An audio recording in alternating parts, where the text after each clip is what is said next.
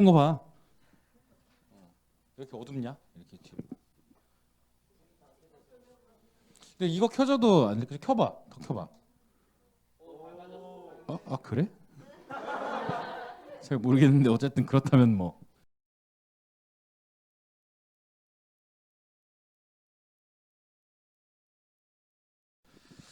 자, 여러분들 우리 이제 정치사 끝났고 이제 당연히 문화사 파트입니다. 문화사 파트는 생각보다 굉장히 간단합니다. 유물을 보고 그 문화의 특징 뭐 이런 거 유추해내면 되는 겁니다.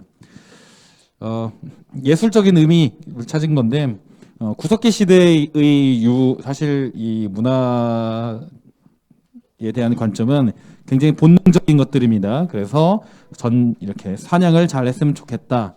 또는 풍요로움 이런 것들이 일반적인 기본적인 내용이고 신석기 시대가 돼서야 애니미즘, 정령사상이고 토테미즘, 샤머니즘 같은 것들이 등장하기 시작을 합니다. 그래서 이러한 형태의 또 얼굴 모양, 뭐 이런 형태 이런 것들이 나오기 시작을 하죠. 자, 그리고 이들은 이제 기본적으로 천신 사상이 있습니다. 하늘의 신을 모시는 것이 기본적인 거고 자기들이 그 후손이라는 천손 사상까지도 같이 갖고 있죠. 단군 신화와 마찬가지, 주몽설화 마찬가지 전부 다 그런 내용들이 포함되어 있는 내용들입니다. 그래서 왕실이 중요한 혈통이다. 너 지배의 논리를 정당화하는데 주로 사용이 되기 시작합니다. 그래서 각각의 국가에서는 제천 행사를 하게 되는데 부여의 영고 고구려의 동맹, 사만의 계절제 이런 것들이 전부 다 포함된 내용들이죠. 불교가 들어온 이후부터는 불교는 이제 사상의 통합을 위해서 만들어지는데 불교가 들어온 이후부터는 왕실이 곧 불교와 직접적인 연관이 있는 것처럼 많이 꾸미기 시작을 합니다. 그래서 이전에 있었던 부족적 성향을 누르고 국가의 통일된 사상을 위해서 왕실에서 적극적으로 수입을 하게 되죠. 자, 고구려 같은 경우에는 소수림왕 때, 백제는 침류왕, 신라는 법흥왕 때 공연을 하게 됩니다. 그래서 불교적 행사와 의식이 국가 중심으로 이루어졌고, 이게 지배의 논리로 사용되게 되죠. 자, 통일신라 이후에는 불교적 내용들이 하나의 학문적인 형태로 정리가 되기 시작을 하는데 대표적인 인물이 원효 그리고 의상입니다. 원효는 해골물 사건 알죠? 그래서 일심사상 모든 것이 마음에 달려있다라고 하는 것이고 종파와의 싸움이 의미가 없다.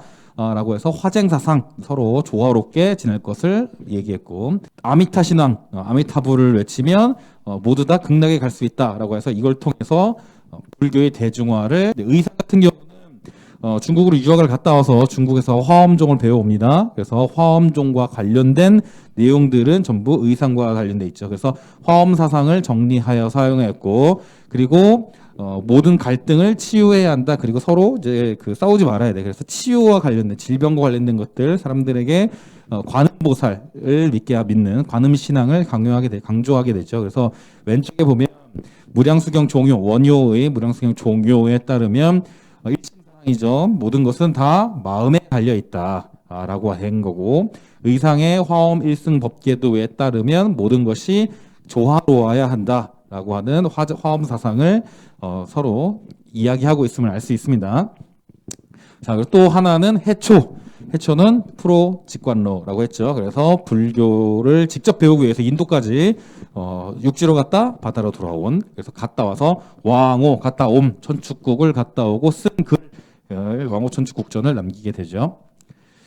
자, 신라 말기가 되면은 새로운 형태의 불교 수행 방법이 등장합니다. 이전에서는 교종이라고 하는 형태, 그러니까 경전을 통해서 어떤 깨달음을 얻는 방식이었는데 이제부터는 참선을 통해서 참선과 수행을 통해서 깨달음을 얻는 선종이라고 하는 것이 등장하게 되죠. 이들은 이 선종은 지방이 다양한 호족들과 밀접한 연관을 맺게 되는데 이 선종 승려들이 육두품 출신 유학자들 그리고 호족 세력과 그리고 풍수지리설과 연합을 해서 새로운 시대의 지방 문화로 중심으로 발달하게 되죠. 자, 이 발해의 불교는 간단합니다. 불상은 이불병좌상 그리고 또 하나 절에 있었던 석등이죠. 그리고 탑은 영광탑 이렇게 얘기했어. 그래서 이거 설명하면서 고구려의 불상도 하나 설명해줬습니다. 이름이 뭐야? 금동 연가 7년명 열의 입상입니다. 그래서 고구려의 불상은 걔만 나오고 발해의 불상은 얘만 나옵니다. 자, 도교와 풍수지리설이 이제 중국으로부터 들어오게 되는데, 도교가 가지고 있는 것은 무의 사상입니다. 자연으로 돌아가야 돼. 그래서 자연과 관련된 것이 나오면 전부 다 도교의 영향을 받은 겁니다. 산 나오고 나무 나오고 구름 나오고 신선 나오고 사신, 상상 속의 동물들이 나오면은 대부분 이건 도교와 관련된 겁니다. 자, 그래서 고구려에는 사신도 벽화가 있기 때문에 사신도가 확인되고 있고, 백제에는 산수무늬 벽돌 또는 백제 금동 대향로, 이런 것들이 전부 다 도교와 관련돼 있는 것들이죠. 자, 그 뒤로 풍수지리설이 들어오게 되면서 신라 말기에 호족들이 굉장히 큰 호응을 받습니다.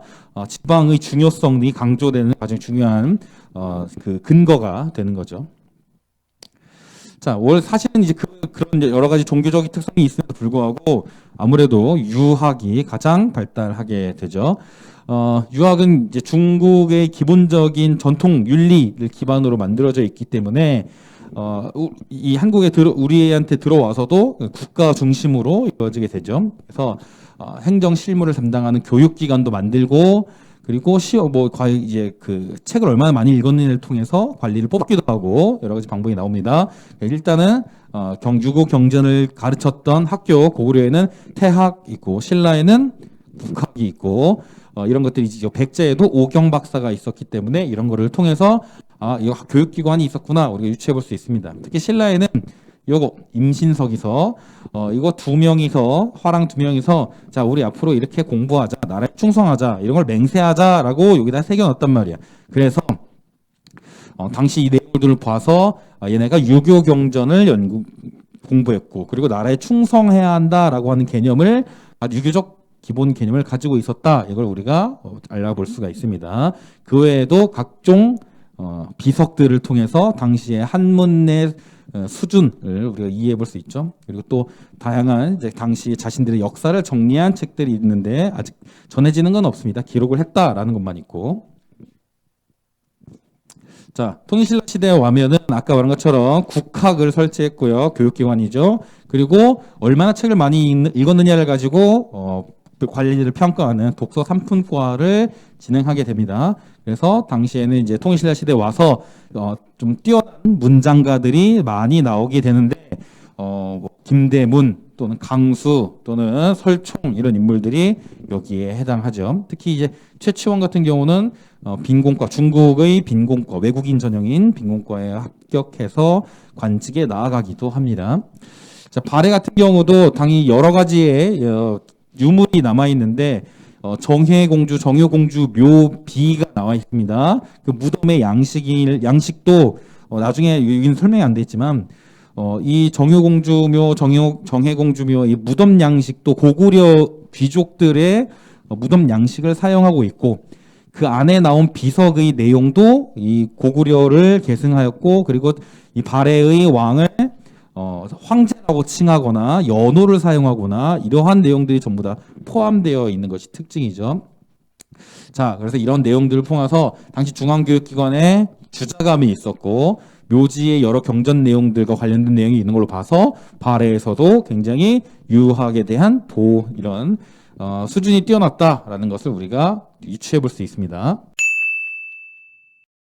끝난 거지?